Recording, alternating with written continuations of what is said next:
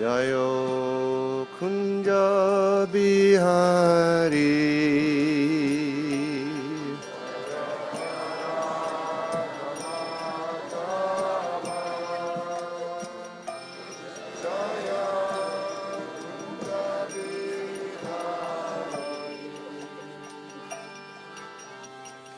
Jayo Radhamadava Jaya Kunja Bihari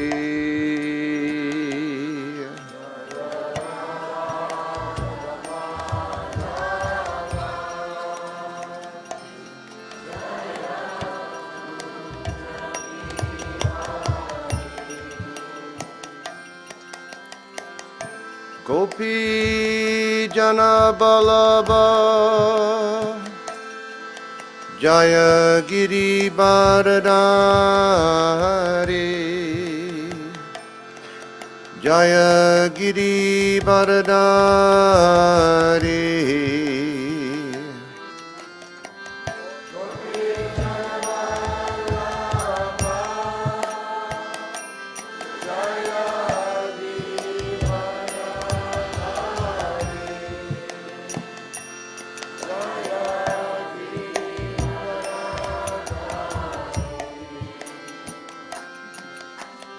Gopi Jana Balaba Jayo Giri Baradari Jayo Giri Baradari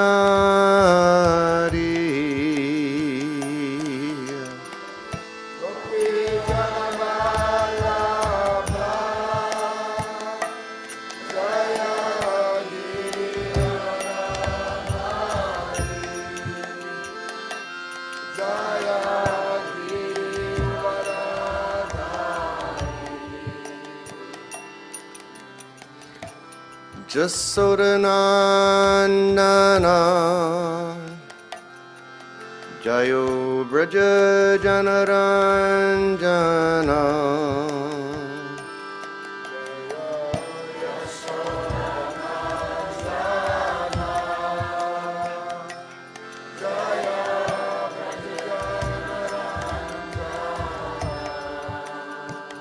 Jayo Jasodanandana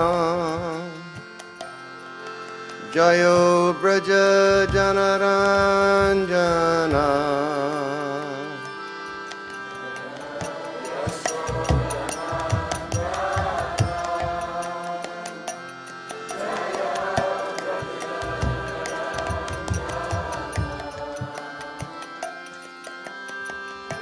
Jamuna Tirabanachari Jaya Kunja Bihari Jayo Kunja Bihari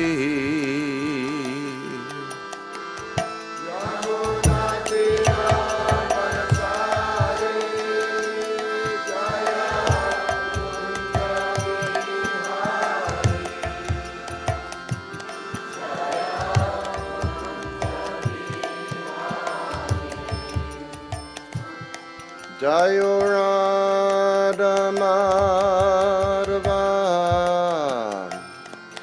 Jaya Kunja Bihari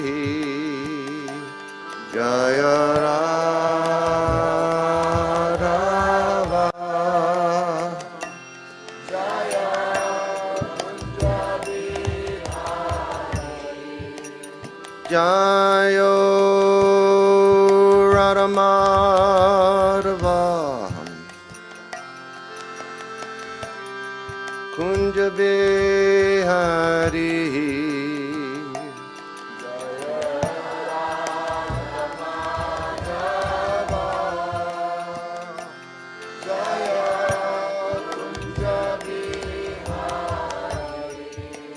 Jayo Radhamadava Jaya Kunja Bihari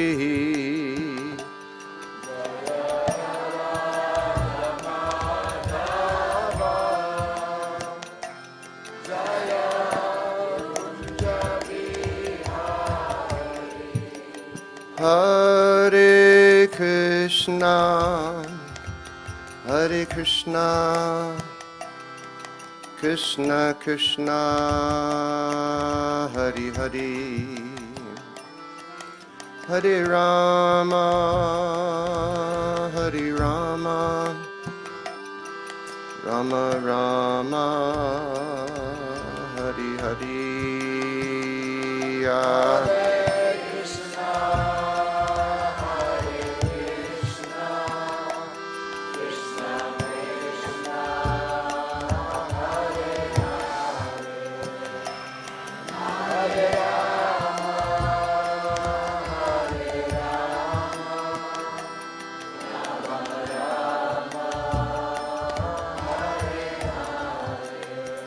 Hare Krishna, Hare Krishna, Krishna Krishna, Hare Hare, Hare Rama, Hare Rama, Rama Rama, Hare Hare.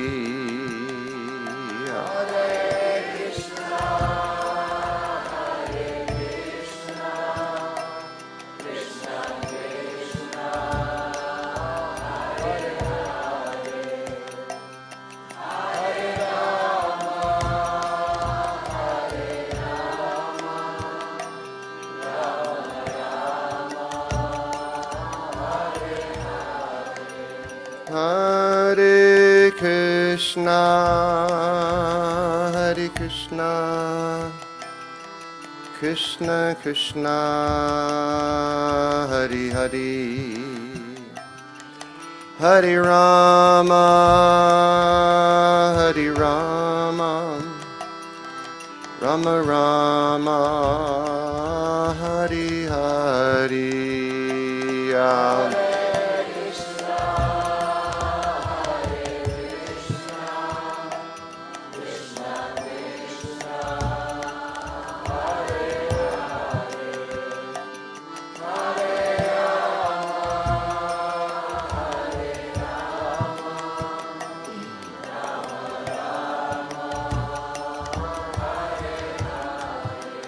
Hare Krishna, Hare Krishna, Krishna Krishna, Hare Hare,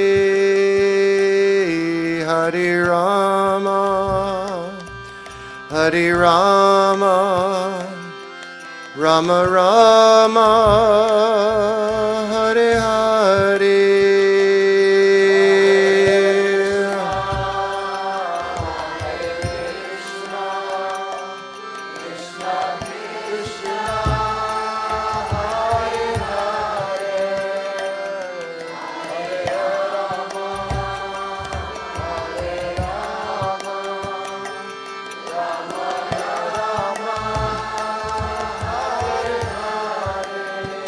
Hare Krishna, Hare Krishna, Krishna Krishna, Hare Hare, Hare Rama, Hare Rama, Rama Rama, Hare Hare.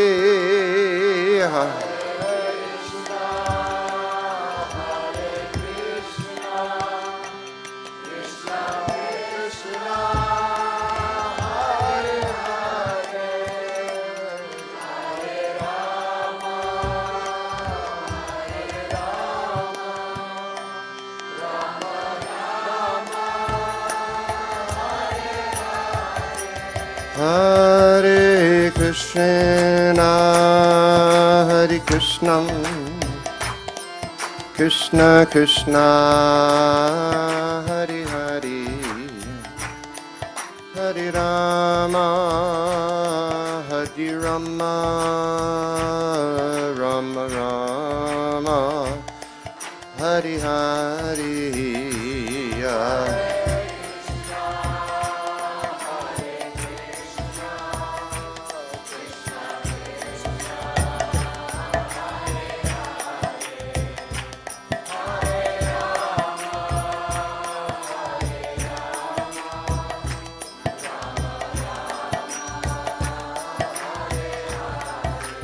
Bolo Krishna Krishna Hare Hare Krishna Krishna Krishna Krishna Hare Hare Krishna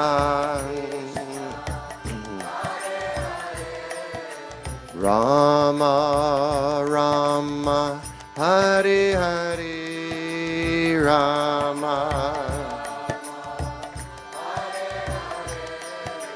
Gai Gorachan Madhusware Krishna Krishna Hare Hare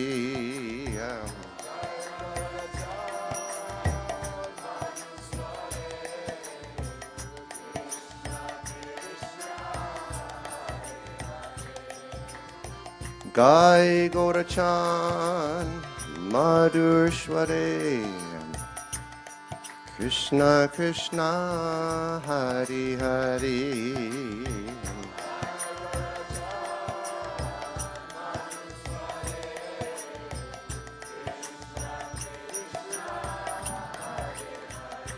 Hare Krishna Krishna Hare Hare Krishna Krishna Rama Rama Hare Hare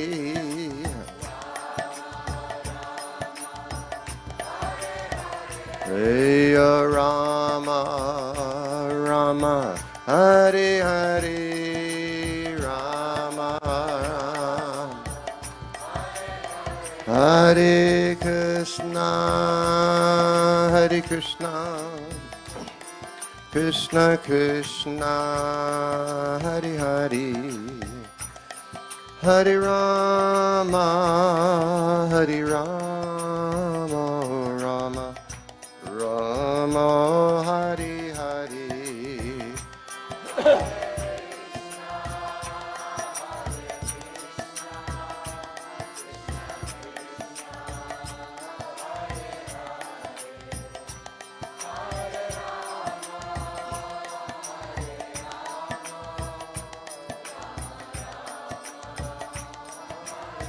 Nitai Gaur Haribo Haribo Haribo Haribo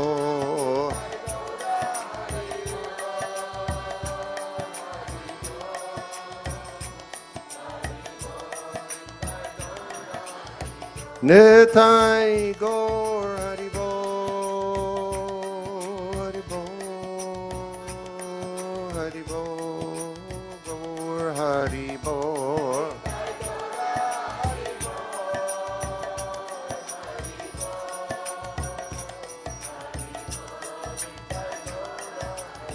Jayo Jaya Prabhupada Prabhupada Prabhupada Jaya Prabhupada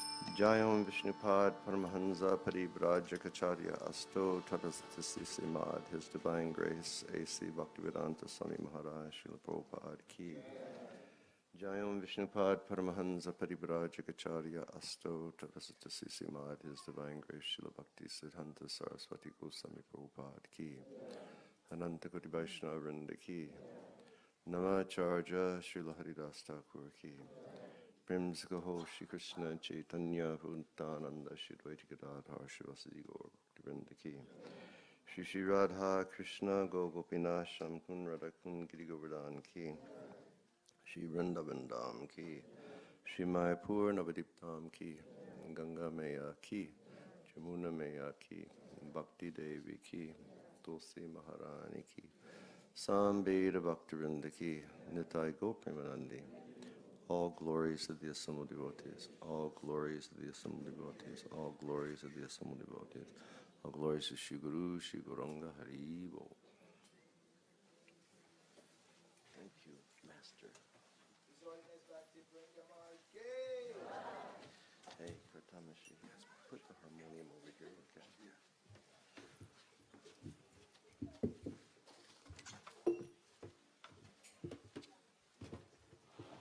Oh, Krishna, Krishna, Krishna.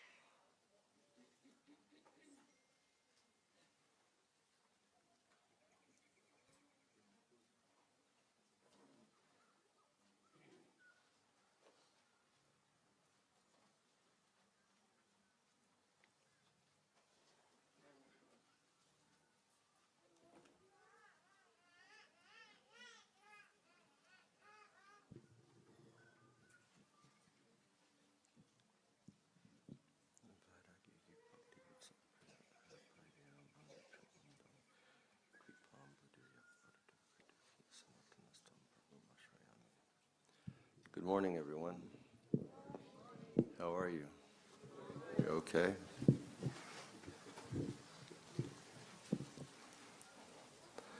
It was really a kids' night at the kirtan last night, wasn't it?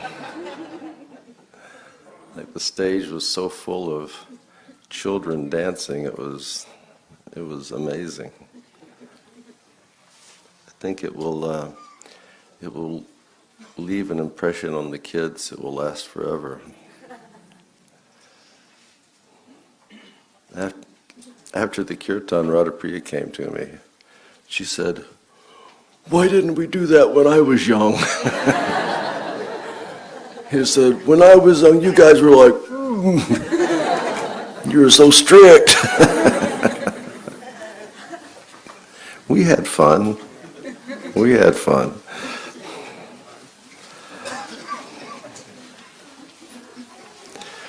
Well, we have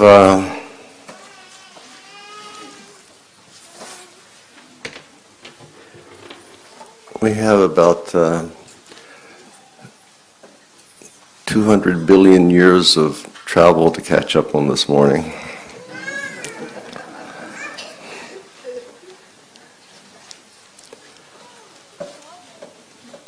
The Brahmin has come to a kunja on the banks of the Jamuna.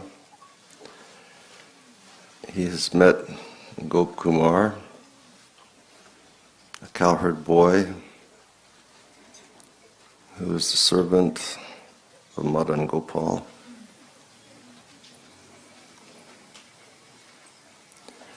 Gop Kumar has essentially been sent to that kunja by Srimati Radharani that morning from Goloka to Gokula, because Srimati Radharani wanted to bestow blessings upon this Brahmin. By him having the association of Gop Kumar and hearing the story of Gop Kumar's life. And upon meeting, as we mentioned yesterday, Gop Kumar was looking at this devotee, and he said, "He is so advanced. Already He has done everything. There's only one thing left for him to do that will eradicate fully any misunderstanding and any misgiving that he may have. And that is to have direct darshan of the lotus feet of Madan Gopal. That's all he needs. We know our acharyas have told us that many things may linger with us for a long time. Even after the stage of bhav bhakti, there may be some aroma within the heart that at one time aparad or offense was there, or some anartha. But by having the direct darshan of Krishna, everything will go away. Sometimes an example is given that we may repair a room in our house, and we may sand the floor, and we may put varnish, and we may paint the walls. Say you have a guest coming and you want the room to be very first class for when the guest comes. So you get all your repair work done a month before the guest is coming, and then the room is just ready. But even a month later you open the door and you walk in, and there's some aroma that the paint is there, and some aroma that the varnish was there. It's like if any of my god brothers or god sisters are here, you can remember that every time Srila Prabhupada came to the temple, it always smelled like fresh paint. You remember that? So we were all like, before Prabhupada came, we had to paint and fix everything. ISKCON temples back then always smelled like three things. They smelled like fresh paint, ghee cooking in the kitchen, and 5 roses incense. So some aroma may be there, but that aroma becomes eradicated when we see Krishna. So Gopkumar is saying, he's just about there. What instruction can I give him? And he said, I think what will push him over the edge is if I just tell him my own story. And if he hears my own story, then he'll get the picture. And then Gopkumar prefaces that by that statement that I said yesterday, Swa prashamsa dhruvo mrityu. Self-praise is as good as death. Meaning we shouldn't be accustomed to moving in life and speaking our own glories. That's a very bad thing. We shouldn't be tooting our own horn. But in order to convince this Brahmin, Gopkumar said, I'll tell him my story. So he begins, and he introduces himself to the Brahmin. He says, I'm a cowherd boy. I was born at Govardhan. I'm a Vaishya. My duty was just to take care of cows. I used to go with my boyfriends, and we'd take our family's cows to the fields. And while being in the fields, and while walking in the forests on the banks of the Jamuna, oftentimes we would hear somebody crying in the forest. And we noticed that it was one sadhu And he was always in the area. And he was always overwhelmed with symptoms of ecstasy. We couldn't understand what was going on with him because we were just boys. We would see him sometimes.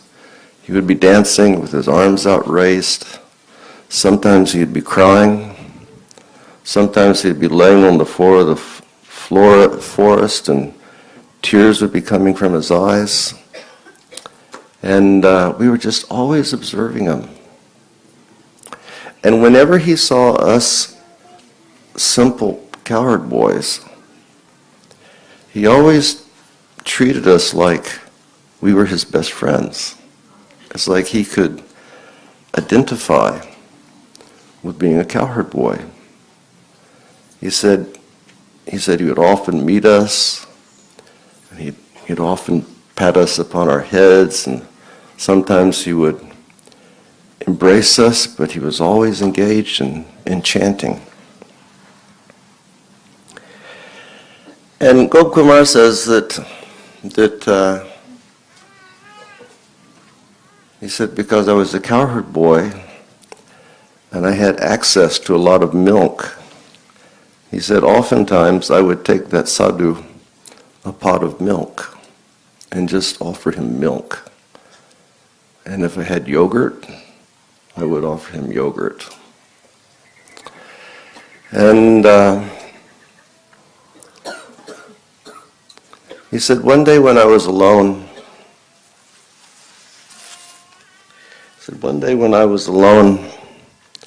I approached that sadhu, and he looked at me, and he said, my dear child,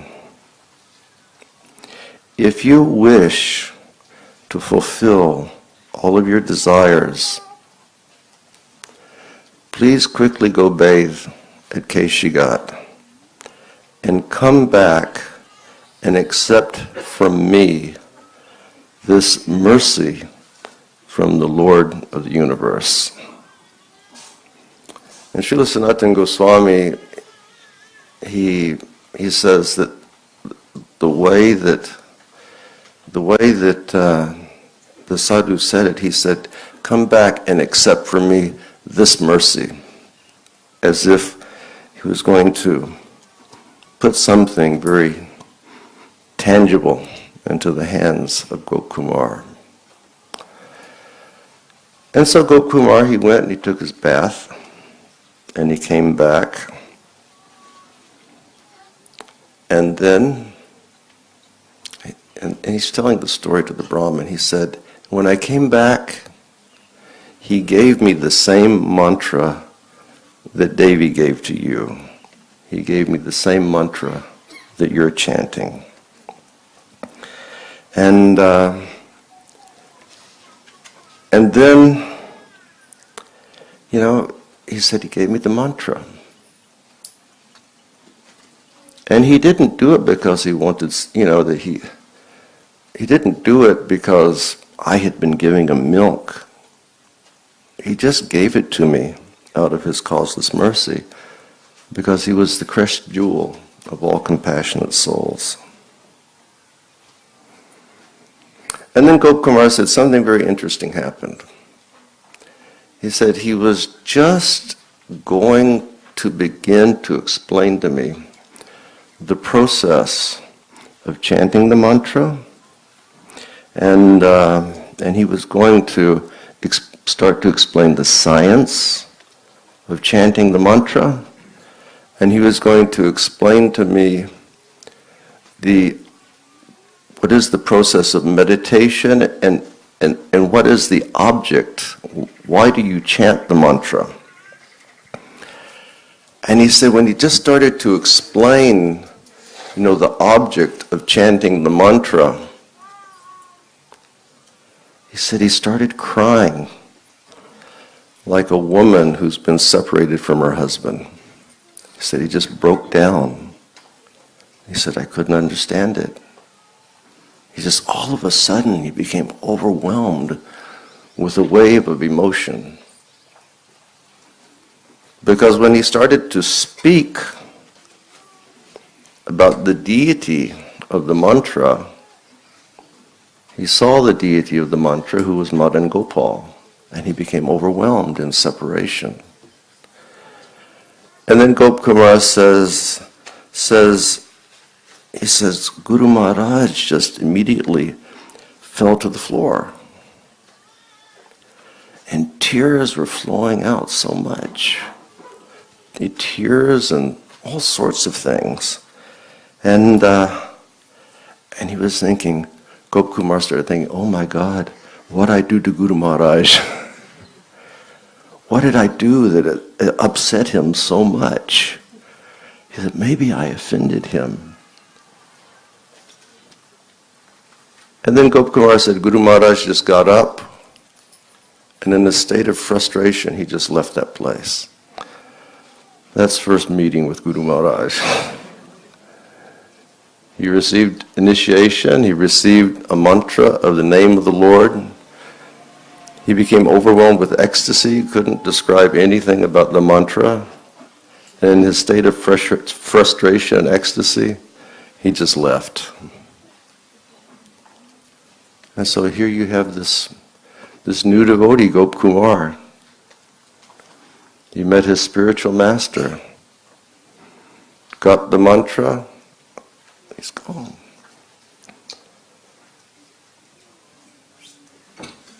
And he says that because I had respect for that sadhu, I began chanting the mantra.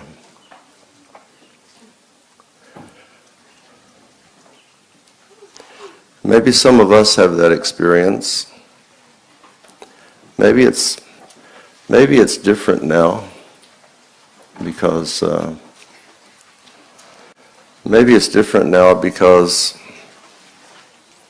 some of you all have been initiated for many, many years, and you've been blessed that for many, many years you've had the association of your spiritual masters.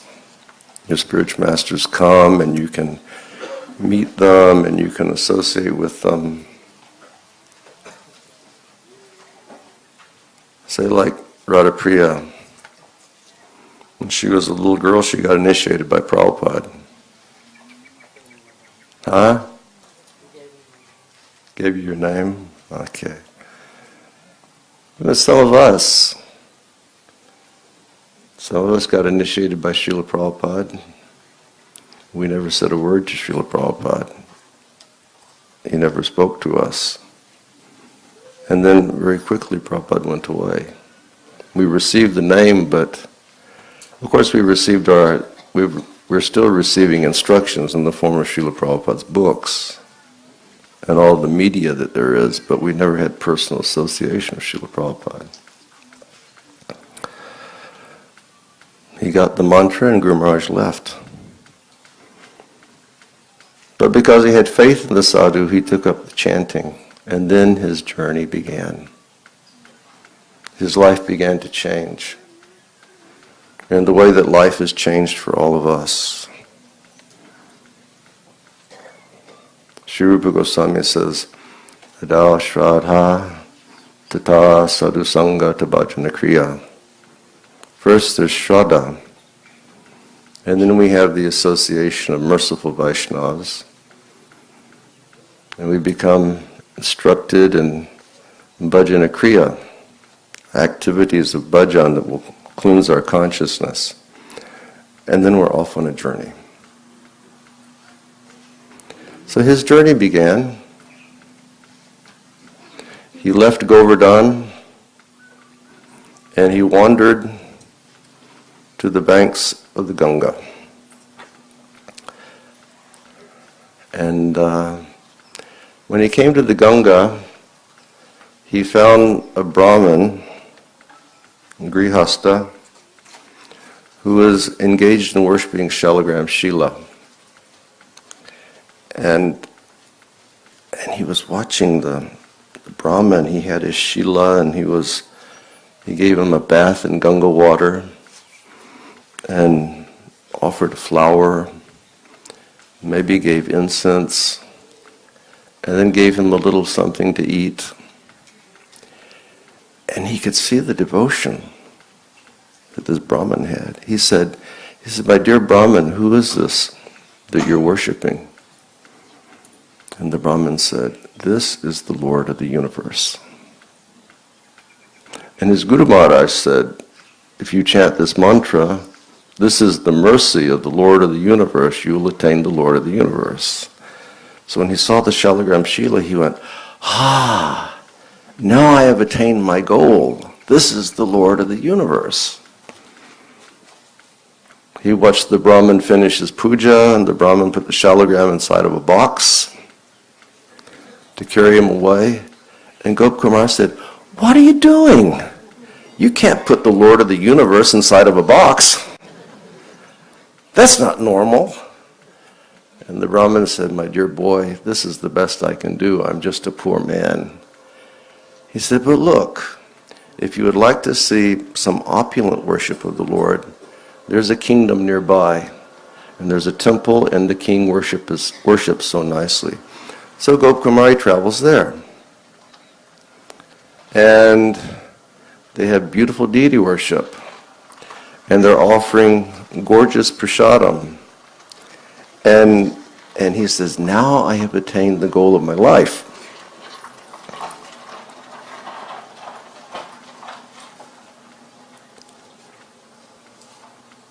And he's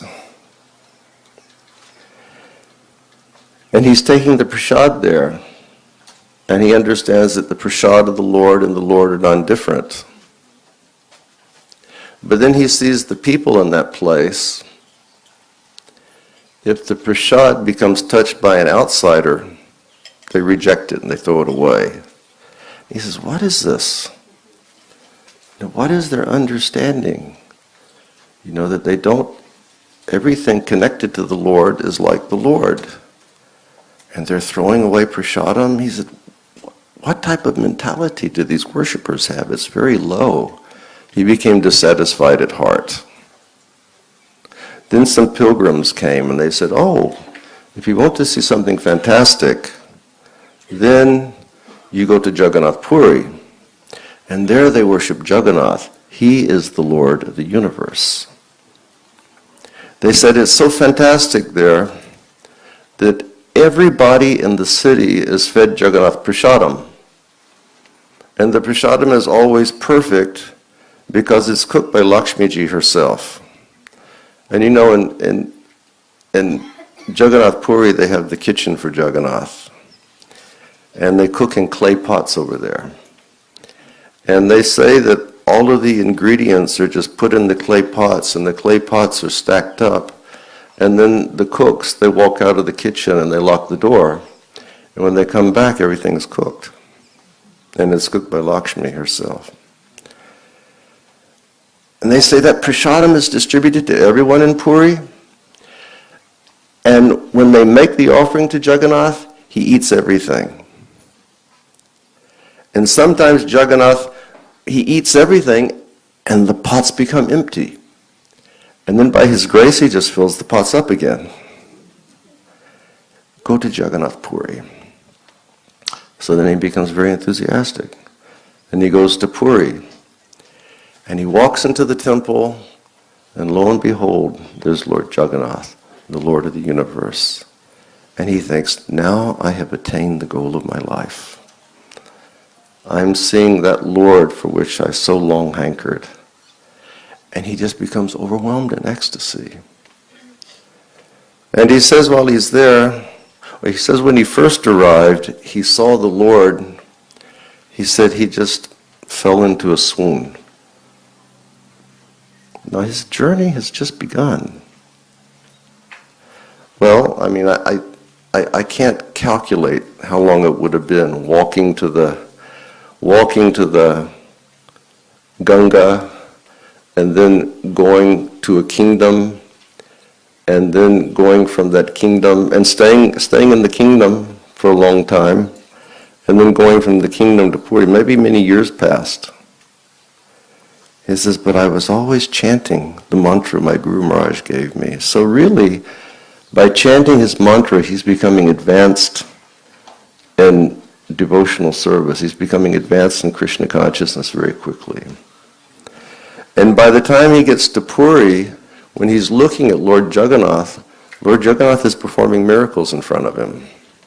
He can see Jagannath, not just as a statue, but he can see Jagannath speaking to people. He can see Jagannath doing very humorous things. He can see Jagannath joking and playing. So he reached the temple and he said, I'm just going to run to the altar and I'm going to grab Lord Jagannath. And he started running to the altar. And he said, the next thing I knew, I was being beaten very nicely by the bamboo canes of the guards there. And it brought me back to my senses.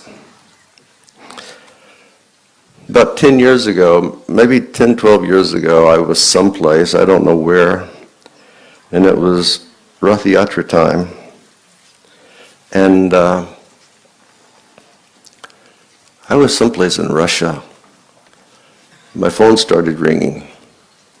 And I answered, hello, who is this?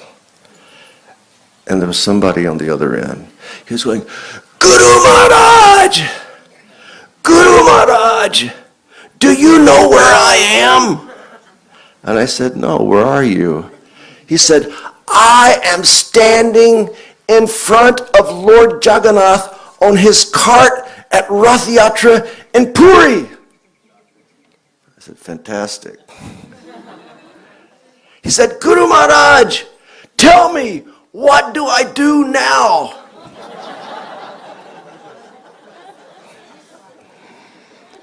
I said, put your arms around him and kiss him. Okay, Guru Maharaj. 5 minutes later, I get a call.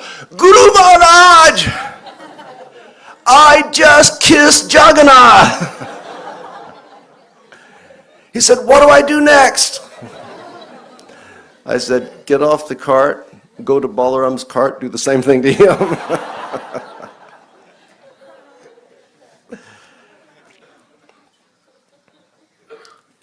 So he saw Jagannath, he was running to Jagannath. He just wanted to embrace Jagannath and give some love to the Lord of the universe. And then distracted, and Guru Maharaj left the temple.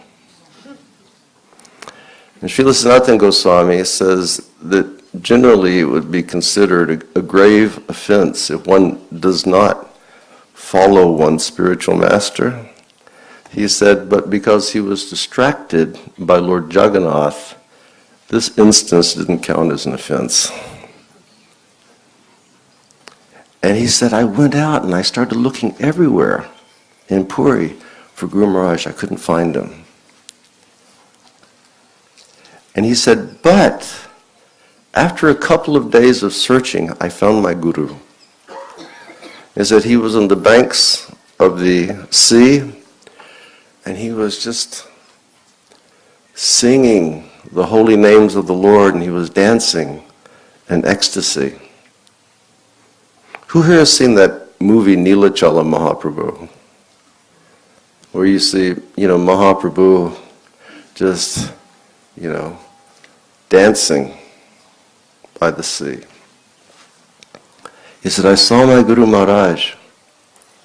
He said, I went and I bowed down to my Guru Maharaj. Please, computer, work.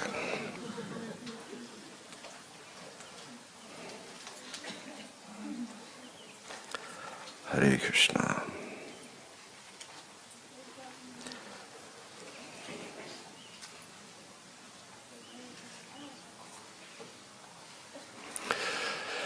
So I saw my Guru Maharaj for the second time. And he said, I fell down at Guru Maharaj's lotus feet. And then I arose.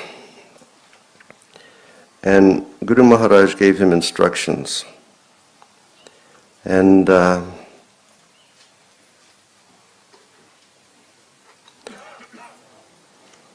this is the instruction that he received from his spiritual master. And it's very pertinent. This instruction is very pertinent for all of us in the matter of our chanting Hare Krishna, chanting the Maha Mantra, and advancing in devotional service. He said, "My dear boy, whatever you will desire while chanting your mantra, by its power, you will fully achieve. Actually, you will achieve much more than what you desire." So it's an important point. Whatever we desire while chanting the Hare Krishna Maha Mantra, we will achieve that. And he says, actually, you will achieve more even than what you desire. And then he explains to him that this chanting is another form of worship to Sri Jagannath. Please have faith in this chanting and never give up your japa. Never give up your japa. And then a very important point that he makes to Gop Kumar, which is very pertinent to us also, is that when you chant your mantra, you should chant with the sankalpa. And a sankalpa, it means like a mission statement. A sankalpa means a fixed intention. Why am I chanting this mantra? What do I want from this mantra? And Sanatana Goswami says that Vaishnavas, when they perform their mantra chanting, each time, he says, either they form a sankalpa in their mind and then they begin their chanting, or they verbally express what their sankalpa is. It's like you may say, by this chanting, I wish to become a millionaire. And then you begin your chanting. That's your sankalpa. By this chanting, I want to become a millionaire. Kalas, it will come. Or you fix your sankalpa, I wish to become a servant of Krishna. And then you begin your chanting. It will come. Or become more focused. I wish to become a cowherd boy. Like yesterday I told you about my friend Dadu. Dadu was a class act. I know that Lolita and I, we remember Dadu. Some others remember Dadu. Dadu was so focused. I'll tell you a story about Dadu. He was so focused on becoming a cowherd boy that he used to come to Mangalartik every day, and there's a certain place in the temple. You have Krishna Balaram here and Radhe Shyam here, and he would always stand at this one place in front of the column so he could keep his eyes on both of them. He would always tell me, I want to serve Krishna and Balaram, but I'll only attain that by the grace of Sri Radha. So I used to stand there with Dadu, because I knew that he was like, he was really, even as a sadhaka, he was fixed on what he wanted. So I stayed with him during Mangalartik one day, and then it was time for Tulsi Puja. And so we're singing the Tulsi song, and I'm standing next to Dadu, and Dadu couldn't sing very nicely. And so he's going, Nibidana dara sakiranu kara seva adhikara nije kara nija dasa. Dasa. Instead of dasi, dasa. I just want to become a dasa. I want to become Krishna's cowherd boyfriend. I used to say, Dadu, how will it be attained? And he would look at me in his very Bengali, his British English accent. He would say, many years ago, I heard from my Guru Maharaj the discussion of Krishna's activities with his boyfriends. I became spontaneously attracted. And ever since that time, that's all I've hoped for. But I do not know how I will attain that. At that time, I wrote my application. And I submitted my application into the office. But unfortunately, there was a very big stack of applications on the table, and my application went to the bottom. But I am praying for the mercy of her divine grace, that she will go into the office, she will pull my application from the bottom of the stack, she will place it on the top. That's what we should be like.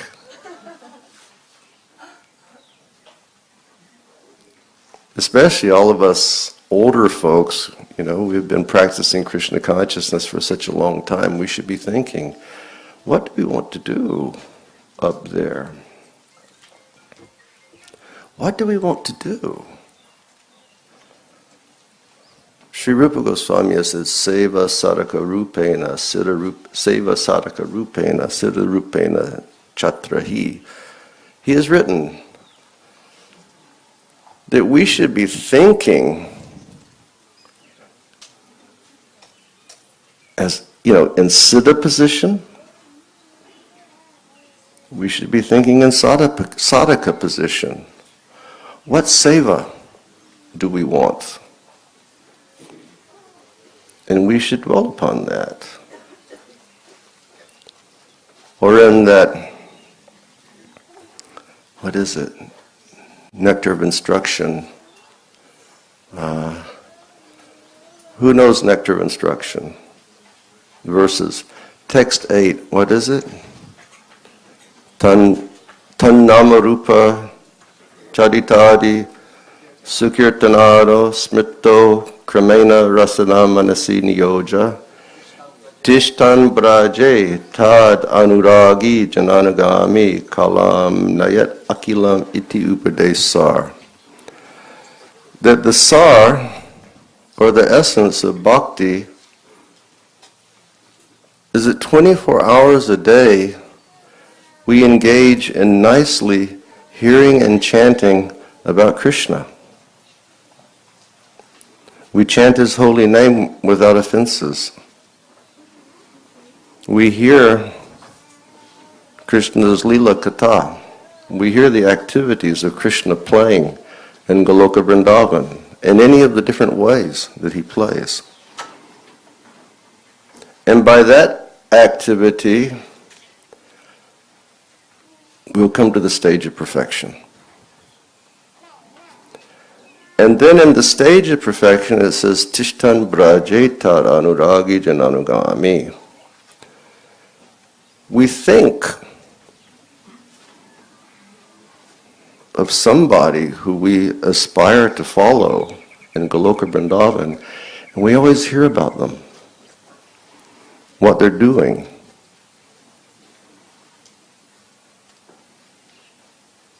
How they're playing,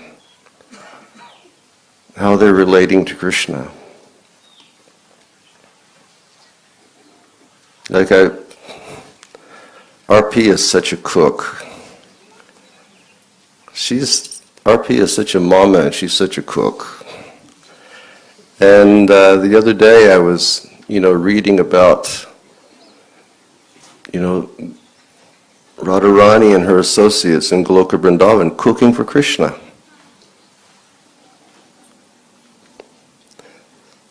Like the girls, they go and they play with Krishna during the day. They play with him at Radhakund. And then nobody in Goloka Vrindavan can be with Krishna all the time. There's always sort of fierce competition going on in Goloka Vrindavan to be with Krishna. Our acharyas have written that one time Sri Radha, she was lamenting. And one of her girlfriends said, Devi, why are you lamenting? And she said, because I have so many anarthas, I can't be with Krishna. And they were saying, what are you talking about having anarthas? You don't have any anarthas. She said, no, I have so many anarthas. She said, Mother Jasoda, she's an anartha. Because she keeps me from being with Krishna. Sudam, Subal, Marumangal. They are anarthas because they keep me from being with Krishna. That gopi that lives in the village over there, she's a big anartha.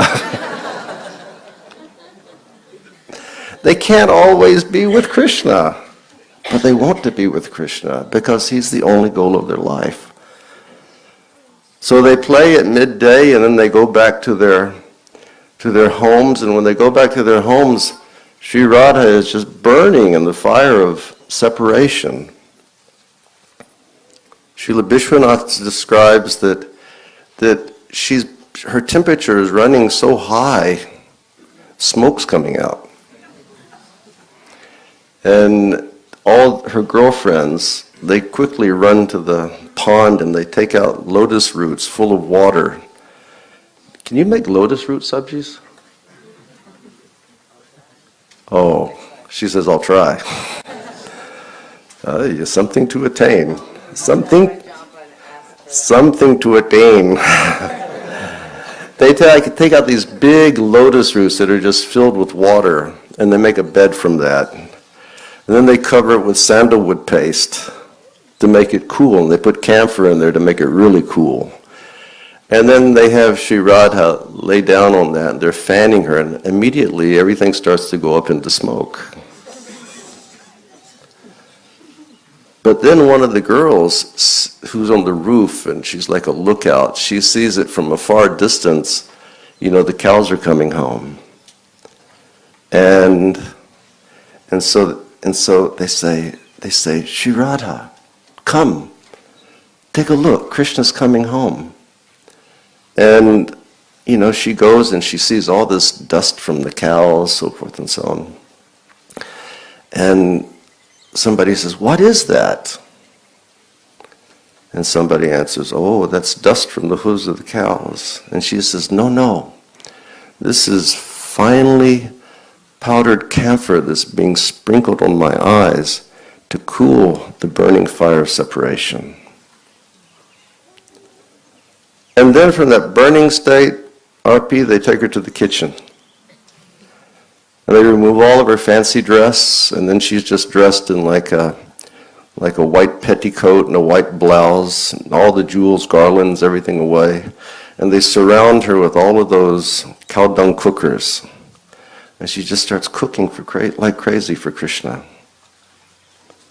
Maybe one day you could be there. Maybe you could be there, RP. She'd turn to you and she would say, Saki, give me the ghee. Give me the spices. Give me the sugar. You could do that.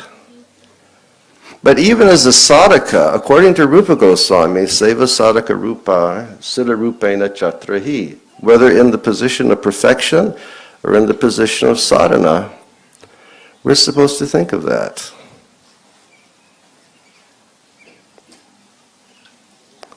So he meets his Guru Maharaj and he says, chant with a sankalpa.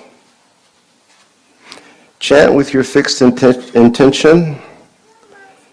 You will receive what you're asking for, and even more. And then his Guru Maharaj gives him a blessing. By the potency of this mantra, may you live a long time.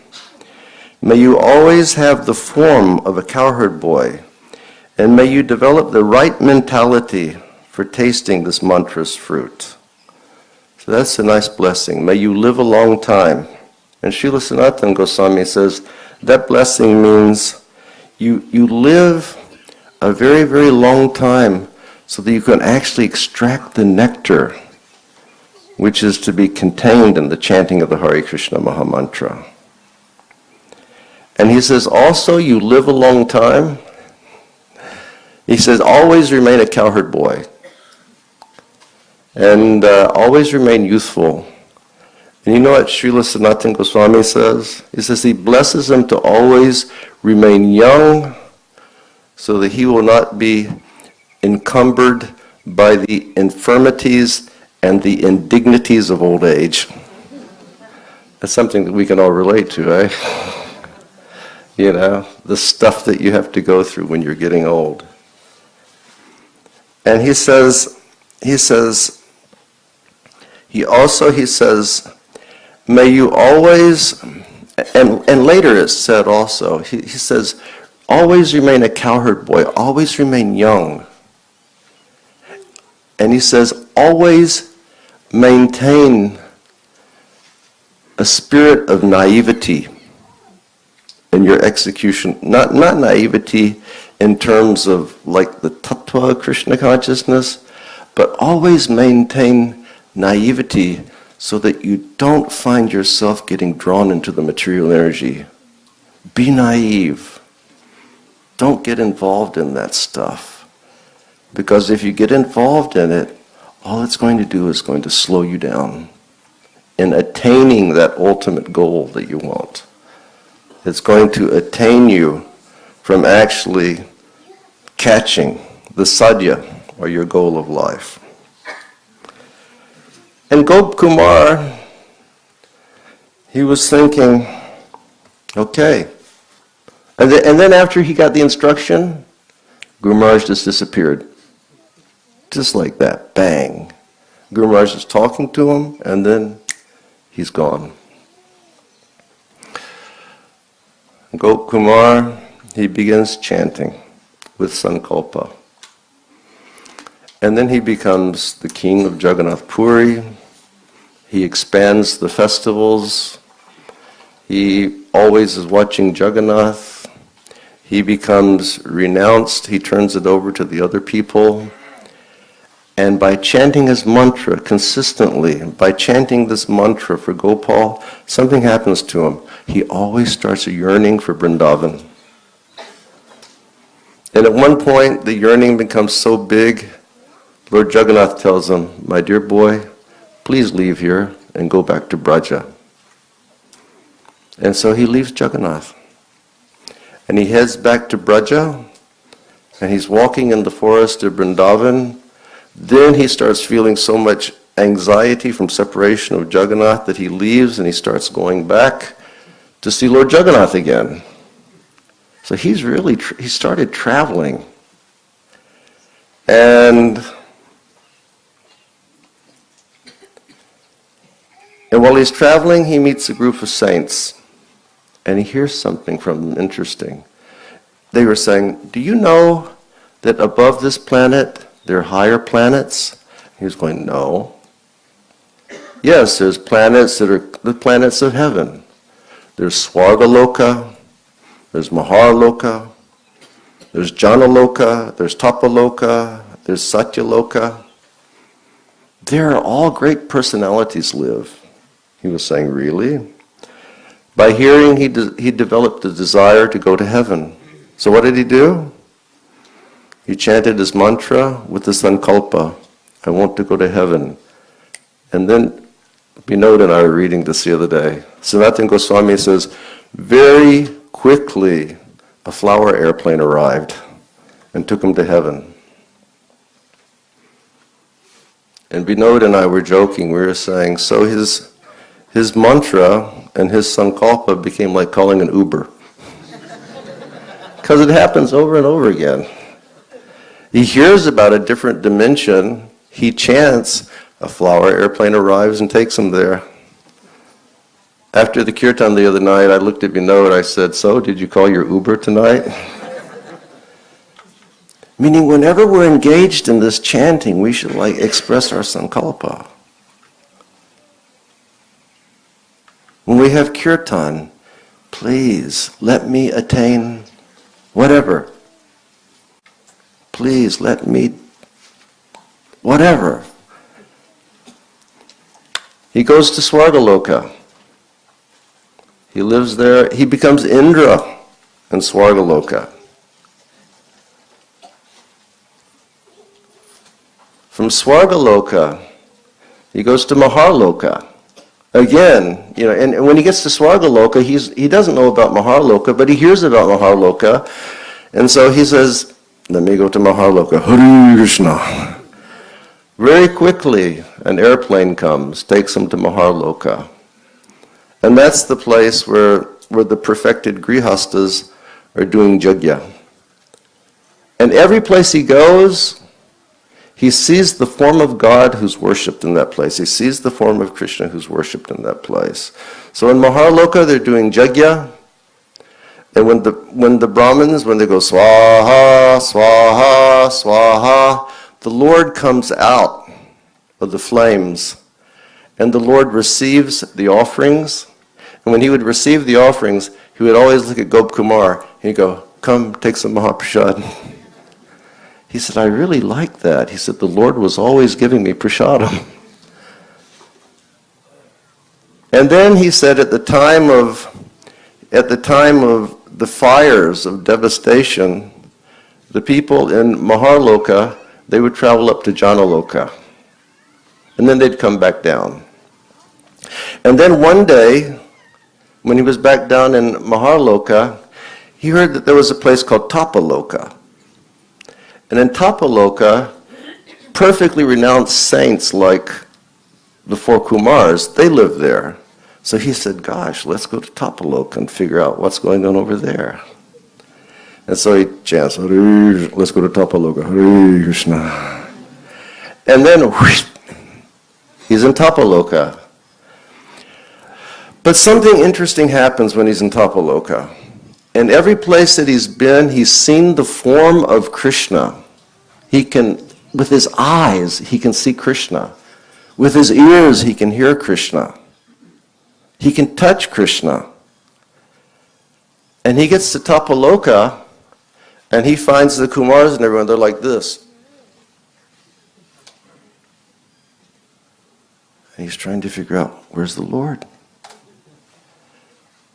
And he says, how do you all worship the Lord over here?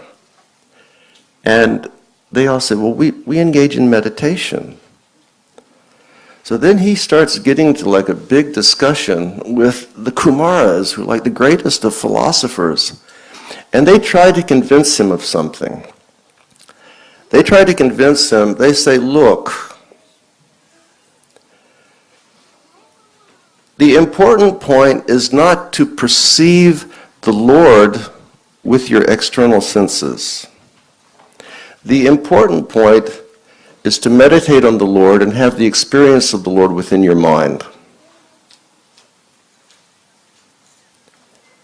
The real experience is within your mind, not externally.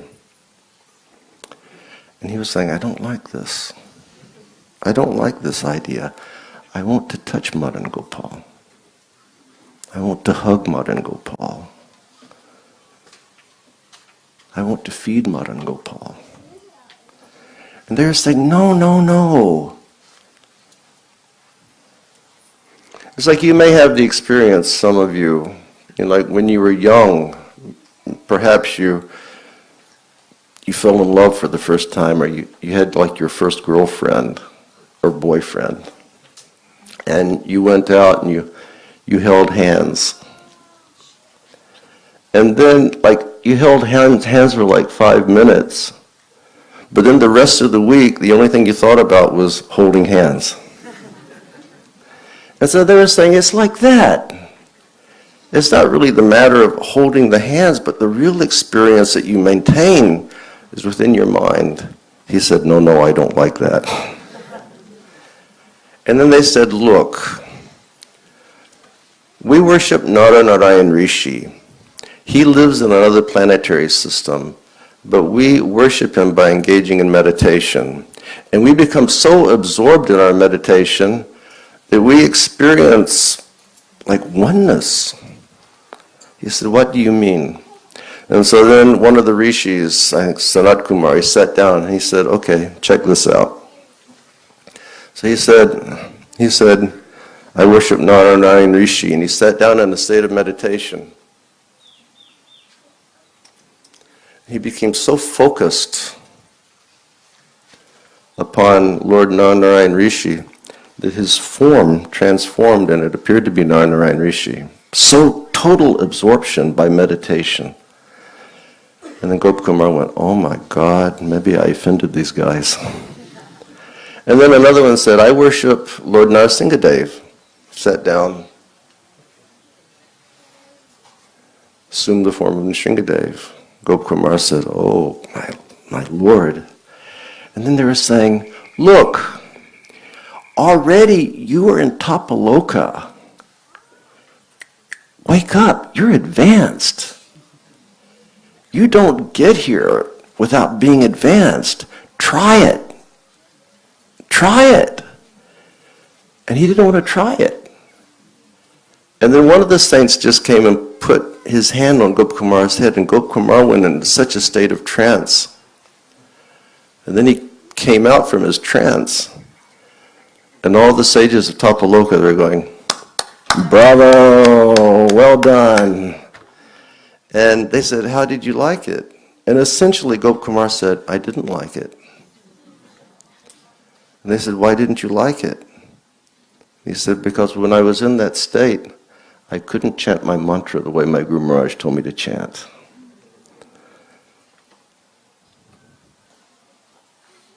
One day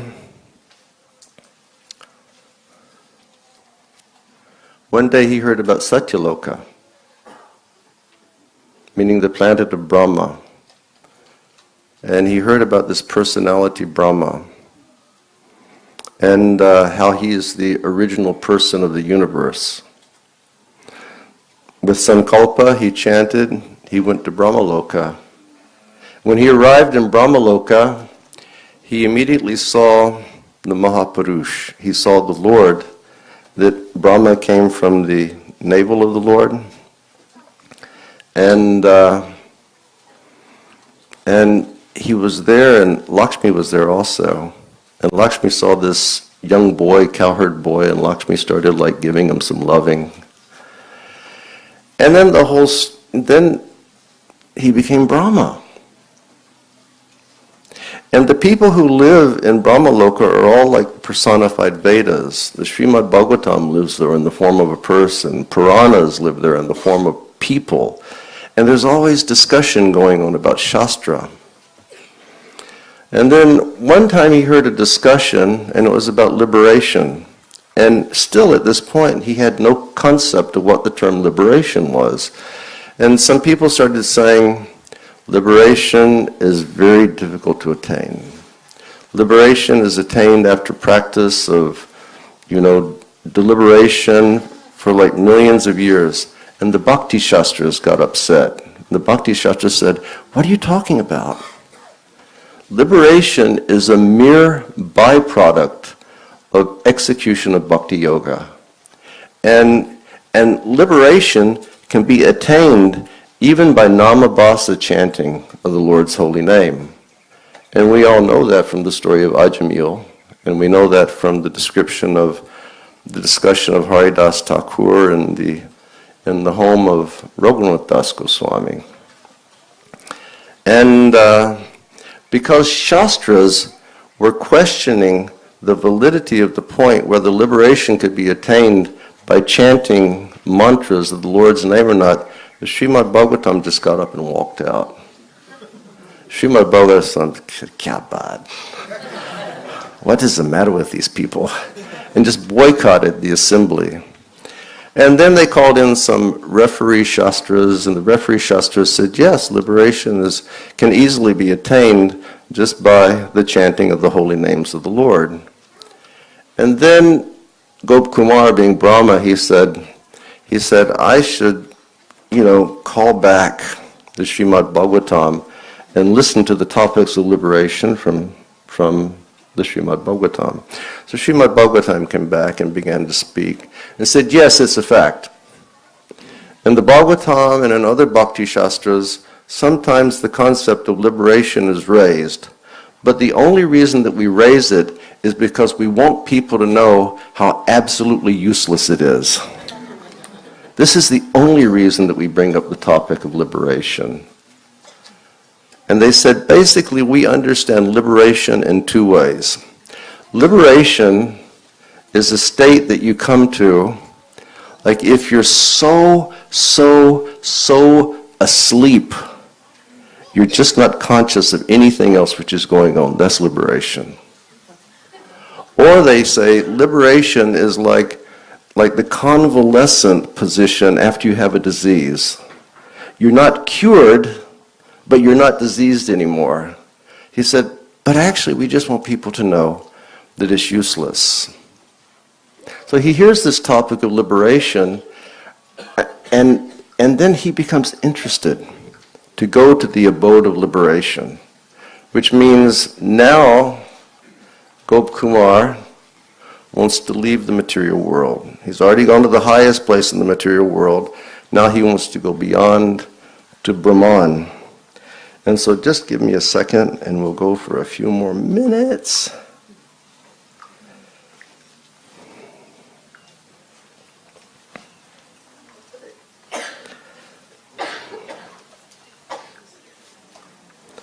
So the Mahapurush in Satyaloka tells Gop Kumar, if you wish to go to the abode of liberation, you're going to have to make a little diversion first. Go to Mathura, to your dearmost pasturing grounds, to the land adorned with the many places of my varied supreme pastimes. Though a long time has passed since Lord Brahma himself prayed for birth as a blade of grass in Braja, that land still appears the same as it was. There you will meet your Guru again, who is most dear to me, and by his mercy you will be empowered and you will understand everything. And after some time, my dear boy, you will wander freely. No, he says, after some time, you will come to see me personally in the abode of liberation, and you will feel extreme bliss in your hearts. So, Gop Kumar leaves. He leaves heaven, he comes back to earth. So he has a thing about going up and down. Comes back to earth, and it's described that his third meeting with the spiritual master. Now, for those who are learned, it was like one day of Brahma is 8,400,000,000 years, is that it?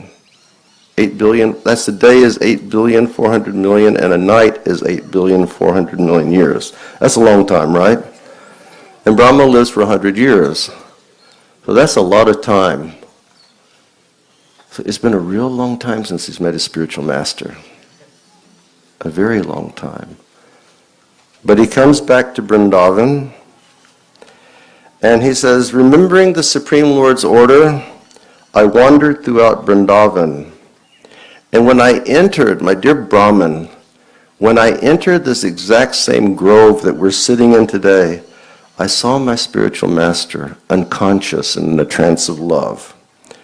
With great endeavor, I brought that all-knowing sage back to normal, and when he saw me bowing down before him, he embraced me, understanding the desire of my heart. He bathed, and he taught me various rules for worshiping and meditating on the mantra he had given. Some of the instructions he spoke, and other instructions he just made gestures. Sanatana Goswami says that that some of the instructions he spoke, and other instructions he just gestured, because those instructions specifically dealt with Madan Gopal. He couldn't say the name of Madan Gopal, because if he said it, Guru Maharaj would have gone into ecstasy again and would have totally lost the plot. And then Guru Maharaj, he tells him, because you are very dear to me, I have now given you everything I possess. By the power of this mantra, you will understand and attain everything on your own.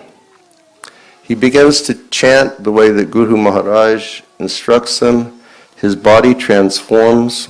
It becomes a transcendental body. He starts traveling out of the universe. He starts going through the coverings of the universe. And each covering of the universe, he sees the deity who's present there. He sees the worshipper.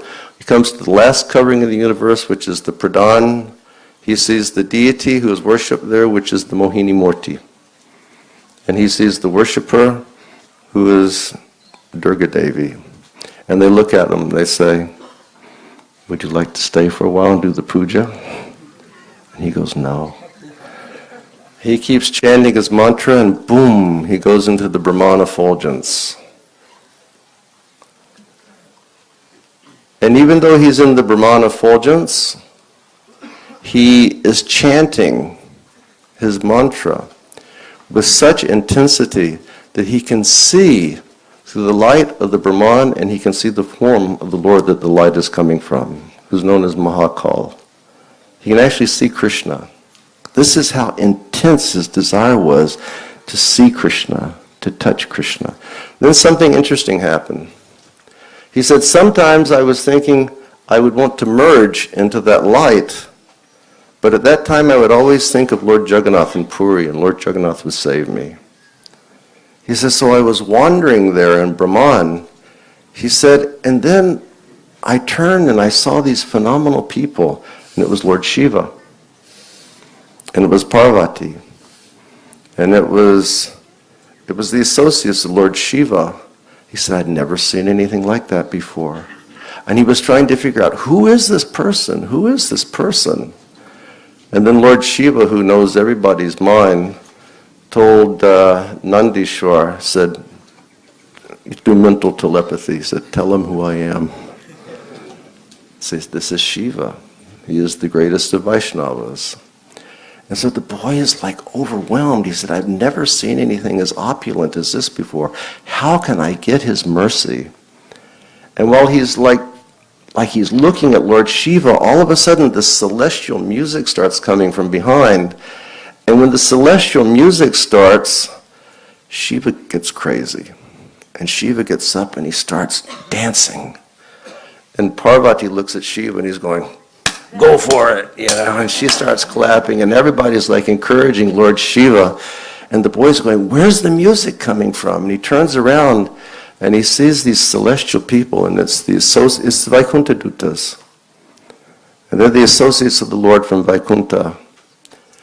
And what they're doing is they're coming from Vaikuntha, and they're coming down through the Brahman, and they're traveling into the material world, and they're spreading the holy names of the Lord, and they're giving mercy to people so that they can go back to Godhead.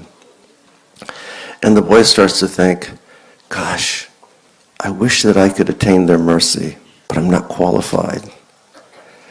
And he was thinking, maybe if I got the mercy of Lord Shiva, I could get mercy from them. And he started thinking like that, he just fainted. And because Lord Shiva is so compassionate, Lord Shiva came over and started to embrace him and get him up. And then Lord Shiva started speaking about Vaikuntha. And I got to wrap it up, and we're so far from where we have to go.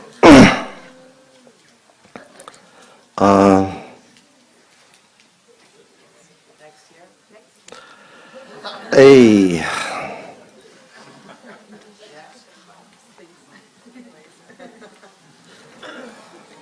When he receives the mercy of Lord Shiva, then the Vaikuntha people begin to speak to them.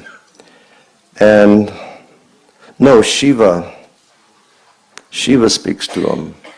And Lord Shiva says, he says, my dear boy, it's very difficult for me to remain in Vaikuntha. He said, I have a planet in Vaikuntha where I stay with my wife Parvati.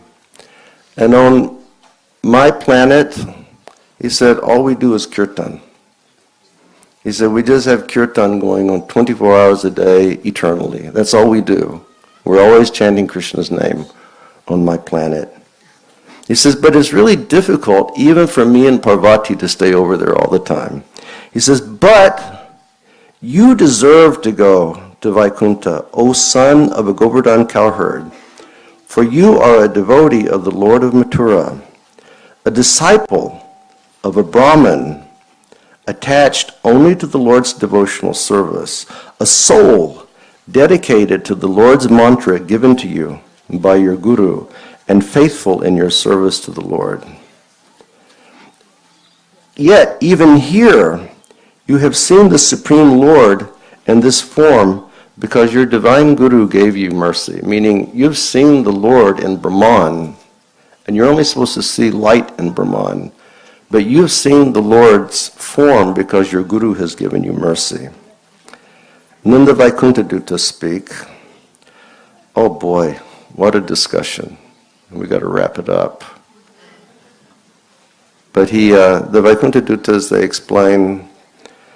explain, O worshipper of the transcendental mantra of our Lord, O beloved of the husband of Uma, O son of a cowherd, indeed we count you among the best of the Lord's devotees. Born in the country of Goda, on the banks of the Ganga, was a first-class Mathura Brahmin named Jayanta.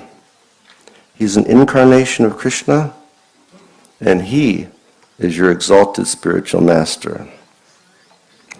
Accept as true that we have come here only for your sake, and please hear what is beneficial for you to do. If you want to reach Vaikuntha, then give up everything, and with pure love, practice the 9 forms of devotional service. So when they say give up everything, they're saying leave Mahakalpur.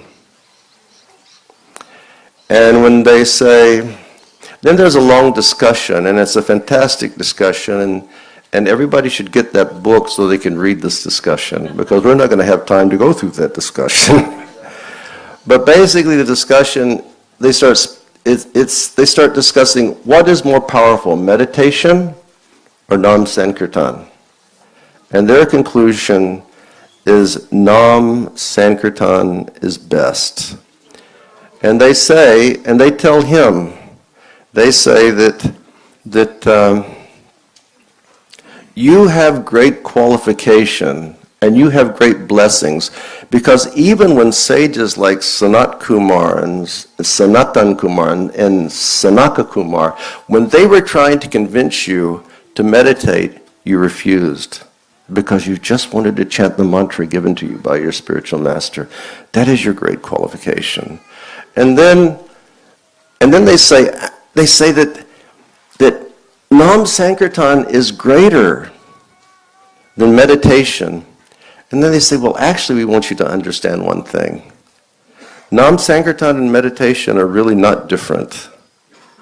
He said, because when one engages in chanting the holy names of the Lord, then all of the Lord's activities will become manifest within the heart and mind of the chanter. And then when one thinks of the activities of the Lord while engaging in Sankirtan, then his Sankirtan becomes infinitely sweeter. And so then they go into like a Nama Mahatyam, which is so beautiful, and which we unfortunately don't have time to go through. And then they tell him something very, very, very, very interesting. Don't stay here. Don't stay in the abode of liberation. They say, go to Vaikuntha. You have the qualification to go to Vaikuntha. And they say, please, this is something very important for all of us. They tell him, please, my dear boy, be mindful of this fact. And he goes, yes, what is it? And they tell him, on your journey, many times you will have questions. On your journey, many times you will have doubts. On your journey, many times you will face challenging situations. But know for certain that because you are the chanter of the holy names of the Lord, we assure, as Vaikuntha Dutas, we've got your back. That's exactly what they say. They say, we've got your back, we'll always protect you. And the same goes for all of us.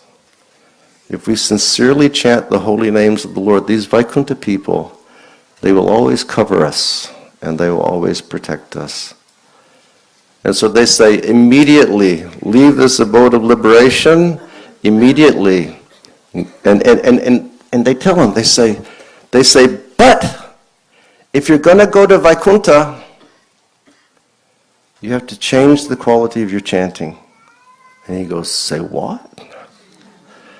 You have to change the quality of your chanting. You can't just chant anymore because you've been told to chant. Now you have to chant with love. And he goes, how am I going to chant with love? And they say, oh, that's very easy. If you want to chant with love for the Lord, study the Brihad-bhagavatam. Study all of the topics of Brihad-bhagavatam. Then you will love Krishna. And he says, where should I study? And they say, the best place to go for all of your spiritual desires to become fulfilled is Vrindavan. Go to the land of Braja immediately. And so basically, he bows down to offer his obeisances to the Vaikuntha Dutas. And when he comes back up, he tells his disciple, I was in this same grove again, on the banks of the Jamuna. He said, billions and billions of years had passed. Nothing in this world appeared to be the same, but Mathura hadn't changed at all. Vrindavan hadn't changed at all. Imagine how advanced he was by that stage of his devotional service. And then he said, I was wandering, he says, almost as if I was dazed. I was wandering on the banks of the Jamuna. He said, I came upon a group of Brahmins who were studying Srimad-Bhagavatam. So I sat down with them and they taught me Srimad-Bhagavatam, and I was in ecstasy. And then I will just describe, hopefully, if I can get my machine to work. Boy, I better hurry up. I'm getting a lot of trouble. Yikes. He says, I wandered alone, observing on the earth a splendor I had never seen before. Taking up residence in a forest, as if in a daze, I forgot everything from before. He's very advanced. He's he's like at the position of a Shakti. Adal Shradha Tata Sadhusanga Dabhajana Kriya, and then Anartha Nivriti, and then Nishta, and then Ruchi, and then a Shakti. A Shakti means he's totally attached to Krishna. That's where he's come to through the chanting of his holy names. And at the position of a Shakti, the Lord bestows his mercy, and then material existence is ended. He says, I forgot everything from before. In the course of my playful wanderings, I came to Mathura, Sri Madhupuri. There I heard the Bhagavatam and other scriptures from local Brahmins. After rightly understanding the meaning of devotional service in 9 forms, I came to this forest. And as soon as I arrived in this forest, I met my divine spiritual master. Billions, billions, billions of years have passed, and he's meeting his spiritual master again. My Guru Maharaj appeared as splendid as he always was. When he saw me lying before him, He joyfully embraced me. He gave me all of his blessings. Thus, my all-knowing master showed me his extreme mercy. Receiving his grace, which revealed to me the most confidential secrets, I followed his instructions by practicing bhakti yoga without interruption. There's a verse in the second canto, Muktir hitvanyata rupam swarupena vyavastiti. The liberation for the devotees, it has two divisions. The first division of liberation is that all material conceptions of life finished. And then swarupena vyavastiti. Then one's constitutional nature arises. Gopkumar was blessed by his spiritual master. His material existence was finished. From that point, he started seeing Krishna. Krishna would appear, Krishna would disappear. One day he was running for Krishna, Krishna disappeared. He fell down on the ground, so much overcome with separation from Krishna. At that moment, a plane came from Vaikuntha, put him on board, take him to the spiritual world, Vaikuntha. He woke up on the plane. His friends that he had met in the Brahman from Vaikuntha, they were there. They looked at him and they said, "Welcome, we're going to Vaikuntha." They said, "But you know, in Vaikuntha, people don't dress like you do. You know, in Vaikuntha, everybody has 4 arms, and, you know, we dress quite nicely over there. Could we change your form?" And no, Guru Maharaj told me always to remain as a cowherd boy. It's going to look weird, you know, people don't dress like that over there. And they said, "Okay, well, look, you know, you can keep your form, but since you're going to the spiritual world, we have to load you with all of the Vaikuntha operating systems so that you get like a supercharged turbo Vaikuntha body." He said, "Go ahead." So then he had so many, and now he has like pure love.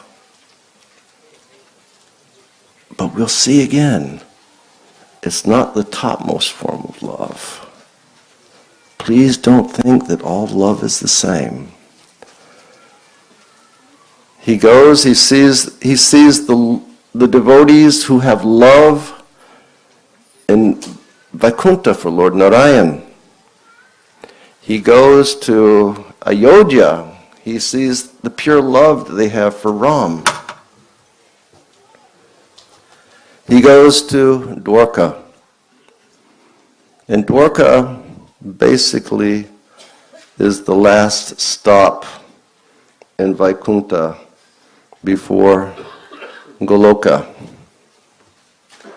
And he's seeing the pure love that they all have, and he's seeing the Lord in each place, and he's overwhelmed in ecstasy with love, but something always happens. I'm not satisfied here because it's not Madan Gopal. And finally in Dwarka, he meets Narada Muni and he meets Uddhava. And that's a big discussion. Get the book and read it. And Narada Muni looks at him and says, "Hey, what's the matter with you?" He says, "I've seen you on your entire journey, every place that you've gone. You've always been dissatisfied. What's the matter with you?" And he said, "Here in Dwarka, you're dissatisfied also."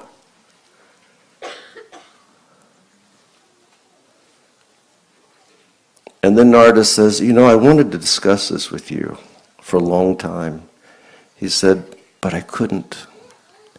Because you can't discuss these topics in places where the Lord is worshipped because he's God."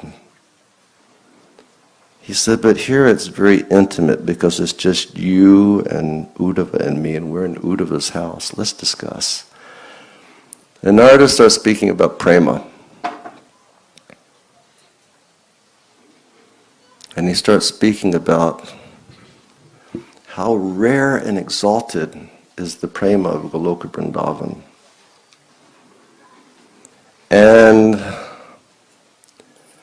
Narada discusses and he says, I've discussed as far as I can. He said, it's not possible for me to say anything else. He said, if you really want to understand anything more about prema, you can only do it if you will directly meet the goddess of love, Sri Radhika. And she herself explains it to you, and if you're able to understand what she says, then you can understand what is love. He says if you directly meet Sri Radhika, she explains it, and if you have the power to understand what she's saying, then you can understand what love is. And he says, or if you ever happen to come in contact with a full incarnation of Sri Krishna, who is liberally spreading love throughout the universe, then you can understand what is love. But for myself, I can't say anything more. And then Uddhava begins to speak. Oh, and then Uddhava begins to Narada says, if you want to know love, if you want to see Madan Gopal, he said, I'll give you a hint. Here in Vaikuntha, there's a Purushottam Kshetra. And I know that you have this relationship with Jagannath, and Jagannath has always been kind to you. I would suggest that you go to Purushottam Kshetra in the spiritual world here, and when Jagannath comes, he comes with all the different forms of Krishna inside of him. And you worship Jagannath, and he will show you the form of Madan Gopal. And Uddhava, who's Krishna's friend in Dwarka, he said, what are you talking about? He said, why should you go to Purushottam Kshetra for that? He said, Dwarkanath, he's got all the forms of Krishna inside also. He said he can do that if he just worships Dwarkanath. But then Uddhava says something very interesting. He says, look, you could go to Purushottam Kshetra, but you know what's going to happen? You're going to see the face of Jagannath, and you're going to be in ecstasy. And you're going to see the festivals, and you're going to be in ecstasy. And you're going to taste the prasadam, and you're going to be in ecstasy. And being so much in ecstasy, you won't feel separation. And unless you feel separation or viraha, then the spirit of true humility will not arise within your heart. And without humility, prema will never come. So he gives them a formula.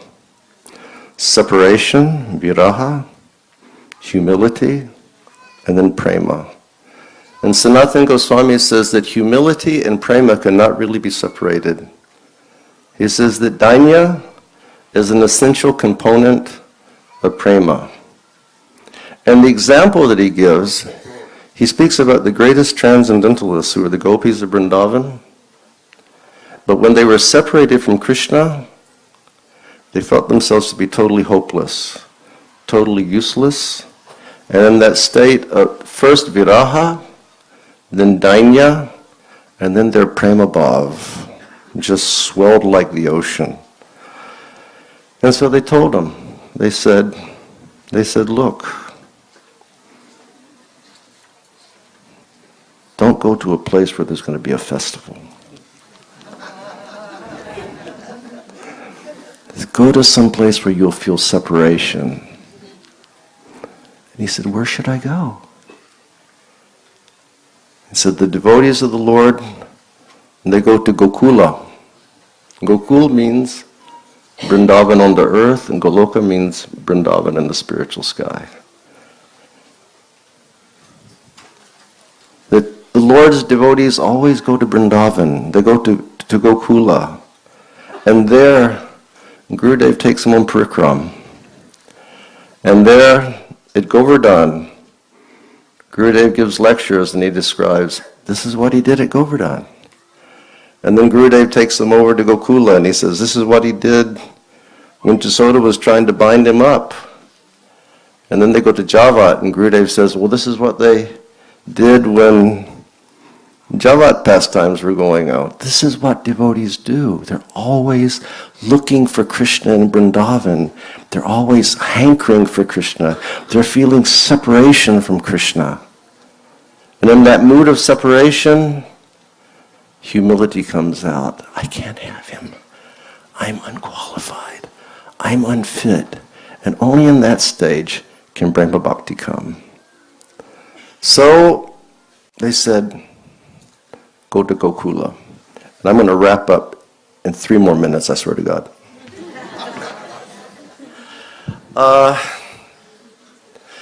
So he's standing there and he's listening to Narada Muni and Uddhava. And they say, go. And he's standing there. And Uddhava reads his mind. And Uddhava knows what he's thinking. And what the boy is thinking is this, but Lord Dwarkanath is here. And I should go and take permission to leave. And Uddhava is thinking, no. If he goes and if he sees Krishna as Dwarkanath again, just by seeing Krishna, he's become distracted from his sadhya, from his goal. He's going to become distracted. So Uddhava tells him, no, you don't have to go and say goodbye. You're going to Vrindavan, and Vrindavan is the place that he loves more than any place else in the universe. So just go, jao. And then, what does Gopkumar say? Gopkumar says, just for a second, I closed my eyes. He said, I wasn't sleeping, but I closed my eyes. He said, in that second, it was like somebody tackled me.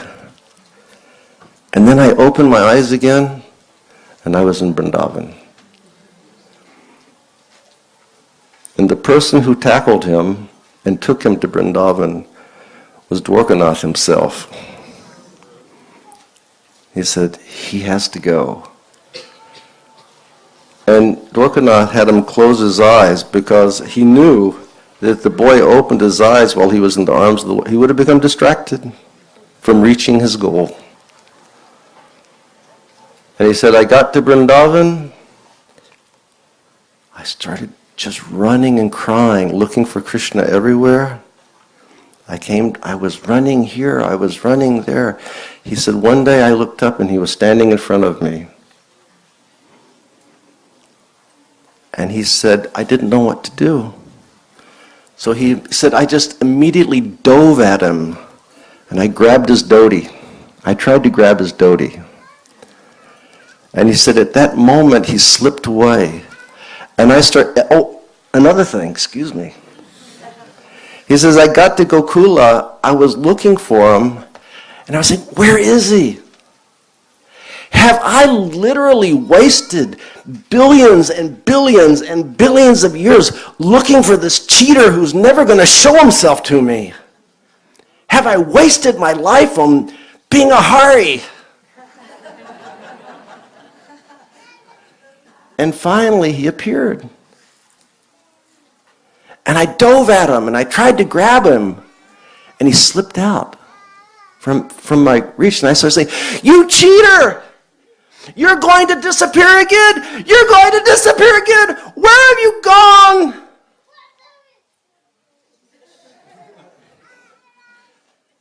And he said, at that moment, I became so overwhelmed and destroyed by this feeling of separation. This flood of humility came out of my heart. And then I was overwhelmed with prema.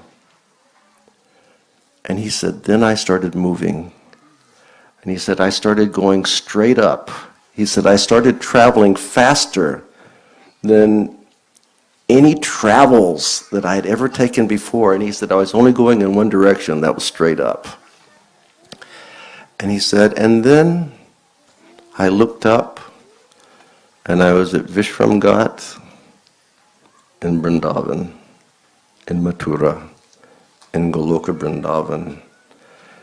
And we like to close on saying, get the book and find out what happened when he was in Goloka Vrindavan. Srila Prabhupada ki, Srila Sanatana Goswami ki, excuse me for screwing up the schedule ki, Gopiranandi. One more round of applause for His Holiness Bhakti Bringer Govinda Swami, everybody.